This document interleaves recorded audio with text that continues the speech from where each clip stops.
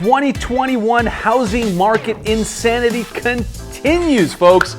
If you're in the real estate market, if you're a buyer or seller, if you're just curious, the real estate market in 2021 is unlike anything that I have ever seen before. And I talked to a lot of professionals, I talked to buyers, sellers, real estate agents, and everyone in between, and everyone agrees that this 2021 market is just absolutely amazing and crazy at the same time. On today's video, I'm going to answer all of your most common questions.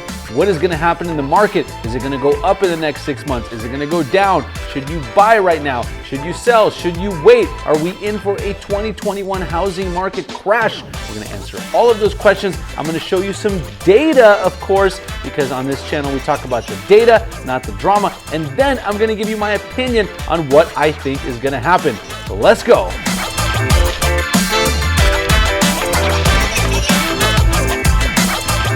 Hey, what's up, my friends? I'm Danny Batsalkin. You can call me Dima. Thank you for tuning in to another video. Today we are talking real estate because one of the most common questions that I get from everyone, whether they're thinking of buying or selling a home or purchasing an investment property, whether they're a real estate agent or they're a consumer, is what the heck is going on in the real estate market? And guys, in one word, I got to tell you, the real estate market in 2021, the housing market is just insane. And right now, we see no signs of that slowing down. So on today's video, like I said, I'm going to take a look at some of the data. I'm going to show you some of the charts so you can see exactly what's going on. And then I'm going to give you my prediction on what I think is going to happen. Because like I said, people are always asking me, hey, Danny, what do you think is going to happen? Is the market going to go up? Is the market going to go down? Should I buy? Should I sell? Why is no one selling? Why can't I find a house? And everything in between. And by the way, guys, I'm approaching this not only as a real estate broker and someone who coaches agents, but also as a consumer, because I'm always looking to buy properties in California, in other areas, in Texas, in Florida. And so as a consumer, I'm also taking a look at this. I also recently just sold an investment property, so I can give this to you from all different angles and all different approaches. But first, let's take a look at a report. I could show you a couple of numbers and a couple data points just so you could see exactly what's going on. And by the way, guys, if you have specific questions about real estate, if there are things you want to know, maybe that we don't cover on this video or that I haven't covered, throw those down in the comments below. One of my favorite things about the YouTube channel is really interacting with you, responding to you, and chatting with you down in that comment section. Also, if you're new to the channel, I would really appreciate if you hit that subscribe button down below and the bell icon so you get notified every time I release a new video. Based on my YouTube stats, I know that most of you are not yet subscribed to the channel, but you watch the videos.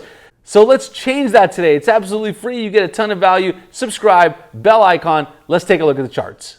All right, guys, so first thing I want to show you is a report by CoreLogic. This is their monthly report that shows what's going on in the real estate market. So if you take a look in April here, home prices nationwide increased by 13% in April compared with April of 2020, and increased month over month by 2.1% in April 2021 compared with March 2021. And you can kind of see that chart here. 13% increase year over year, 2.1% increase month over month.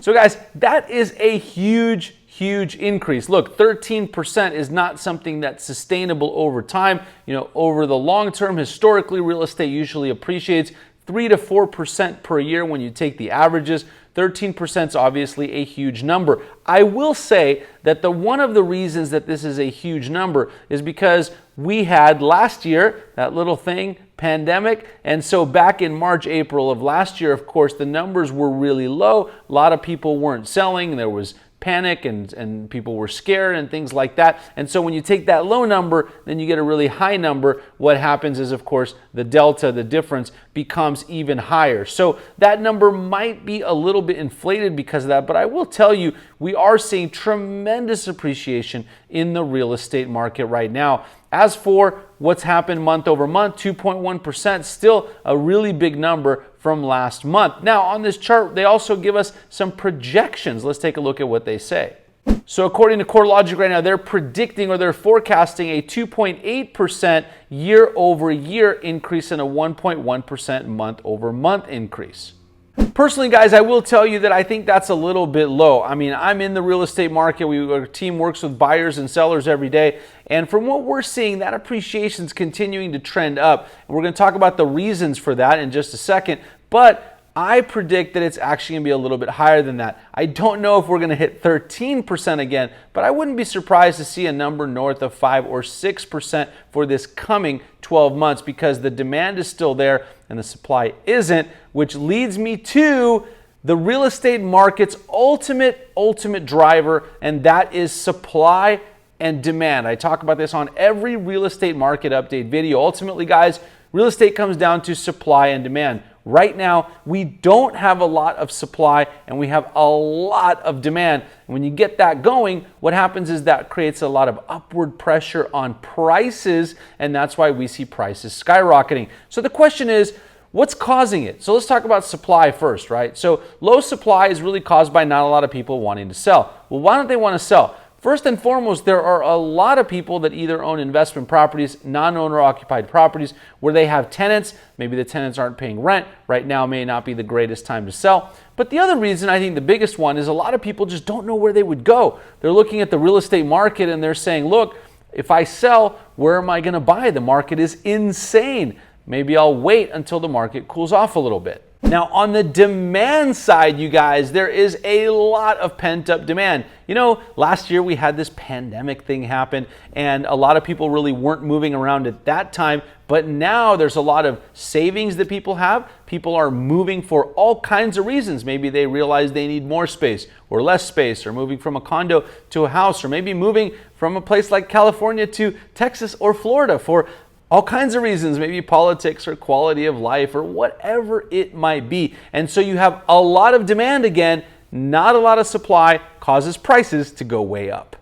And you guys, that supply-demand equation is really being played out on the month's supply of inventory chart. So this is one of my favorite charts to look at when it comes to real estate because it really shows us the corresponding supply and demand graph. And so what happens right now is we are at nationally and in a lot of places almost 1 month supply of inventory of homes. What that means is that if no new homes came on the market, it would take about a month to sell out of what we currently have. Now, I will tell you that a healthy market, a balanced market, is somewhere between 3 and 6 months supply of inventory. 1 month is extremely low. It's what I have called in other videos a super seller's market.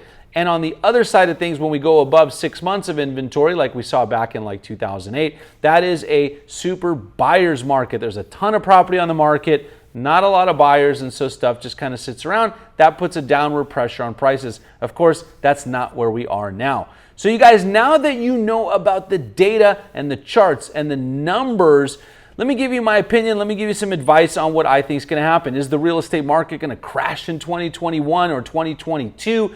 What's going to happen with the market in 6 months? Should you buy? Should you sell? Let's answer all of those questions right now. First of all, guys, you might see some doom and gloom videos, a lot of sensationalism going on YouTube and other places, but I am here to tell you that I do not believe the real estate market's going to crash in 2021 or, for that matter, 2022. In order for the real estate market to crash, what would have to happen is that supply-demand equation would really have to change. So we'd have to see a lot of supply, which could happen because of foreclosures and pent-up things like mortgage forbearances and stuff like that. Maybe a lot of evictions, and then landlords need to sell those properties, right? And then at the same time, correspondingly, demand would have to go down. Well, I don't really see demand going down. There's a huge demand for housing in most places, and there's a shortage of new homes being built in most places. And so as long as that supply-demand equation stays like it is now, or hopefully a little more in the middle for most people,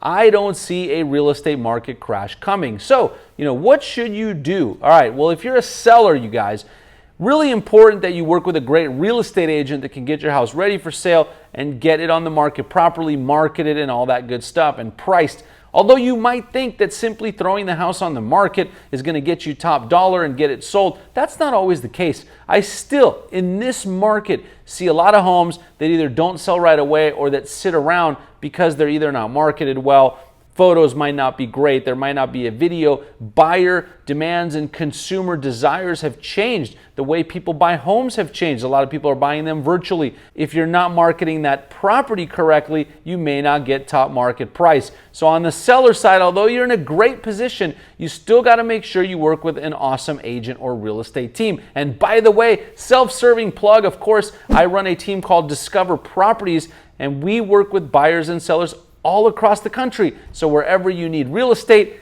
throw me a comment or throw me a line down below. Get in touch with me, click on the link for Discover Properties, and we can help you out. Okay, if you're a buyer, first of all, you're probably extremely frustrated, so I'm sorry for that. I'm also a buyer. I'm always looking for properties, so I feel your pain. By the way, I should have said I was just recently a seller. I sold an investment property, and although it might sound great to get, a ton of offers, really isn't the best thing. People get really upset. There's emotions involved and all that stuff. I believe an equilibrium market is actually a lot better. Okay, anyhow, back to if you're a buyer. So if you're a buyer, couple things. Again, not to continue to beat a dead horse, but it's really important for you to work with a great agent that knows the area, that can help you out, that might have properties that are not on the market, so that you don't have to engage in these bidding wars. I am going to do another video on how to win a bidding war. Remember, if you want to see all of my videos, subscribe to the channel so that you don't miss out. But what you want to do as a buyer is you really want to understand what you're buying in what area, what your budget is, what your wants are, what your deal killers are, and understand that in this market you might not get the perfect house, because everyone is after the perfect house, right? And so when a great house comes on the market that looks good, that's the pictures are awesome, the video is good, it's in a good location, it's a good layout, it's been remodeled, guess what, guys? Everyone else wants that house too. And so you got to be careful that you don't get frustrated and continue to get overbid. Another trick we use in this market with our clients is, sometimes you might have to look in a lower price point than what you really want to spend so that you have room to move up and negotiate when that happens on a house and there is a bidding war. So there's a lot of things you could still do to get a property. Don't get discouraged. Now, if you're a flipper or an investor, be careful. No one ever knows what's going to happen in the real estate market in a 1 month, 3 month, 6 month, 1 year period. But what we do know is over a long period of time, the real estate asset class has always done extremely well. Not 13% well, but it's always done extremely well. Real estate's a great place to be. And I'll leave you with what they always say: don't wait to buy real estate and wait. So you guys, thank you for tuning in to this real estate market update here for June 2021. I've answered a lot of questions for you. Is the real estate market going to crash?